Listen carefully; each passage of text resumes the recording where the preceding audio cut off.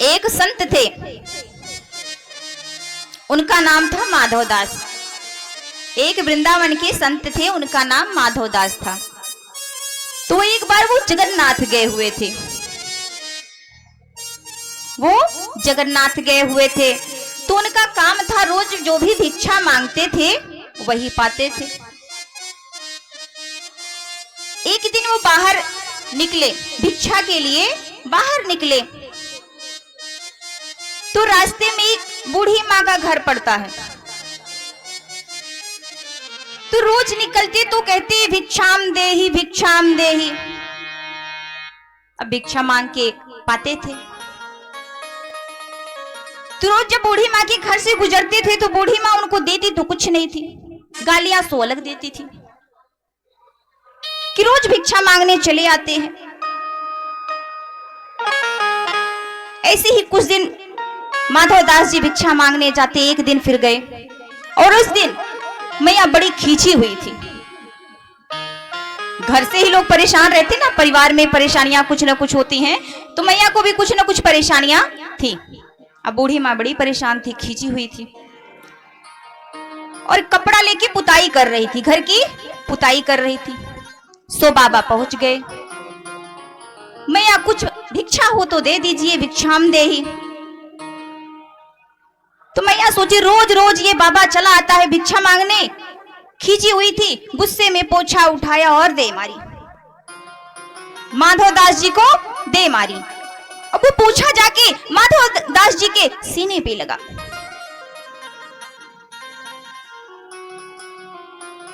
समझिएगा, परिवार में हमेशा गुस्से में शांति होनी चाहिए, संपन्नता होनी चाहिए। अब वो खींच के पोछा दे डाली माधवदास जी को, उनके सीने पे जा लगा और माधवदास जी ने कहा कि मैया मैं भी जवाब दूंगा इस पोछे का। माधवदास जी ने कहा, संत ने कहा कि मैं भी जवाब इस पोछे का दूंगा। और मारने के बाद मैया बहुत पछताने लगी कि कहीं ऐसा ना हो ये संत मुझे श्राप दे दे, कहीं ऐसा ना हो कि ये संत मुझे श्राप दे दे। इसके डर के नाते बहुत सोचने लगी। और मैया खींची क्यों थी? मैया परेशान थी कि घर में पुत्र है लेकिन पुत्र के कोई पुत्र नहीं है, कोई संतान नहीं है। पोछा उठाया और दे परेशान रहती। दास जी ने कहा, संत ने कहा मैं भी जवाब इस पोछे का दूंगा। इसलिए मैया खींची रहती थी और उसी खींच में मैया ने पोछा मार दिया माधवदास जी को। और माधवदास जी संत ने कहा कि मैं भी जवाब मैया इसी का दूंगा, इसी पोछे का जवाब दूंगा। और क्या कहते हैं, अब कुछ दिन बीते, बूढ़ी मैया के घर में एक संतान की उत्पत्ति हुई। कुछ दिन बीते, बूढ़ी मैया के घर में एक संतान की उत्पत्ति हुई। तो मैया बूढ़ी माँ सोचने लगी, पोछा मुझे दिया। संत क्या सोचता है, कहता है, आशीर्वाद देता है, पोछा मुझे दिया, जा पोता तुझे मिलेगा। जब मैया ने मारा, बूढ़ी मैया के घर में एक संतान की, महान संत को सब पता है कि इंसान क्यों दुखी है। तो माधवदास ने कहा था जवाब मैया मैं इसी का दूंगा।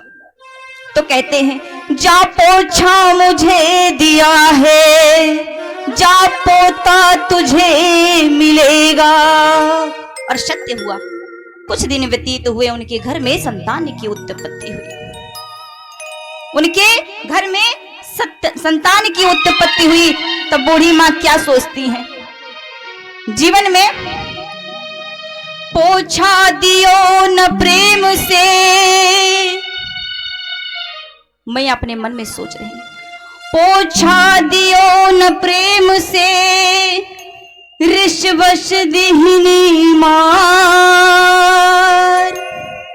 मैं जीवन आज तक कोई भिक्षा नहीं दी, लेकिन हाँ क्रोध में मैंने पोछे से मार अवश्य दिया। मन ही मन पश्चाताप कर रही हैं। और क्या, ऐसे पुण्य न सो सके सखी, मेरी ऐसी पूरी नहीं है कि मेरे घर में संतान की उत्पत्ति हो जाए, मेरा ऐसे कर्म नहीं है। फिर भी मेरे पोता खेलती द्वार, फिर भी मेरे घर में संतान खेल रहा है। और क्या, जो मैं ऐसे संत को देती प्रेम प्रसाद, पश्चाताप में सोच रही है, जो मैं ऐसे संत को देती प्रेम प्रसाद, तो घर में सोते उपजते ध्रुव और प्रहलाद।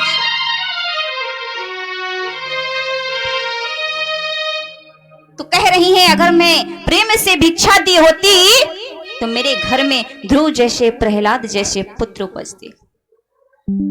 तो कहते हैं कि संत जो होते हैं, बड़े ही सौभाग्य की बात है कि द्वार पर कोई भिक्षा लेने आ रहा है।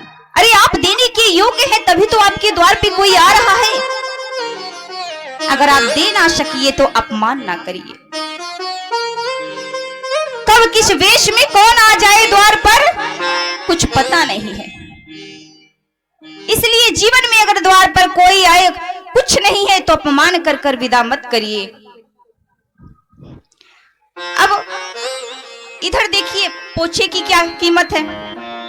संत जो पोछा लेके आए, उसको अच्छे से धुले, धुल के उसको धूप में डाल दिए, धुल के उसको अच्छे से धूप में डाल देते हैं और वो सूख जाता है कपड़ा। और जब सूख जाता है, रात में जब दिया जलाने का वक्त आता है, तो संत ने देखा बाती ही समाप्त है, खत्म है। तो उसी कपड़े को फाड़ के, जो बूढ़ी माँ ने मारा था, उसी कपड़े को फाड़ के उन्होंने एक बाती बनाई। माधव दास जी ने एक बाती बनाई और उसी बाती से दीपक जलाया।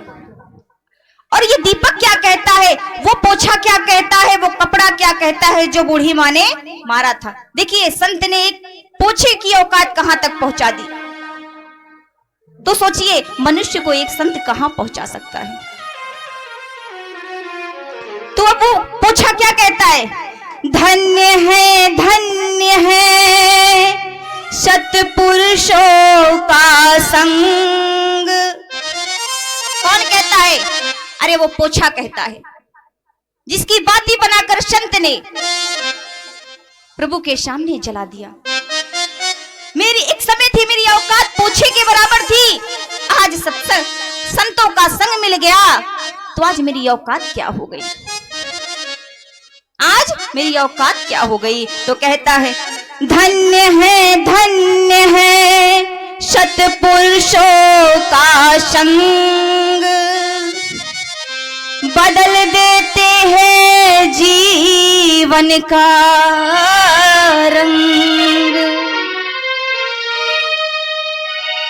तो जब एक महापुरुष एक पोछे को प्रभु के शरण में पहुंचा सकता है, तो एक संत एक भक्त को ईश्वर तक अवश्य पहुंचा सकता है।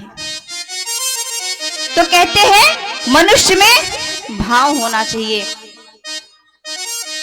दशा मुझ दीन की भगवन, संभालोगे तो क्या होगा।